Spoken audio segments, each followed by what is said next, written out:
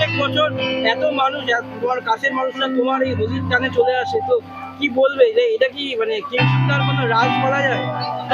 ঠিক না, সেটা ঠিক না। অ্যাকচুয়ালি সবাই মিলে আনন্দ করতে ভালোবাসি। একটা হোলিরই অনুষ্ঠান আছে যেটার মধ্যে সবাই একসাথে হতে পারে, ইন্ডাস্ট্রির সবাই একসাথে থাকি।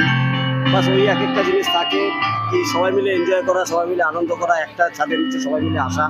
বাস ওই জন্যই প্রতি বছর করি। এটা হলো আমাদের 6th ইয়ার। তো এটা তো 6 ইয়ার হলো, প্রথম বছরের কতটা মনে করে? ফার্স্ট ইয়ার তুমি যখন তো 5 বছর থেকে আসছে। একদম একদম একদম। মানে আজকে সকালবেলায় আমি বাড়ি থেকে বেরোনোর সময় আমার পাশের বাড়ির বন্ধুকে এই কথাটা বলছিলাম। ওরা আমাকে জিজ্ঞাসা করছিল যে তোমরা কোথায় গেল। তো আমি এটাই বললাম যে আমাদের যে দাদা, উনি বম্বে থেকে সোজা চলে আসেন এখানে, প্রত্যেক বছর এই হোলি উৎসবটা করেন। তার আগে পর্যন্ত বিশ্বাস করবে না, আমি কিন্তু হোলিতে খুব বোর হতাম। কোন কিংসুকটা যবে থেকে হোলি উৎসব শুরু করেছে এবং ডে 1 থেকে আমি আছি সেই সেলিব্রেশন থেকে।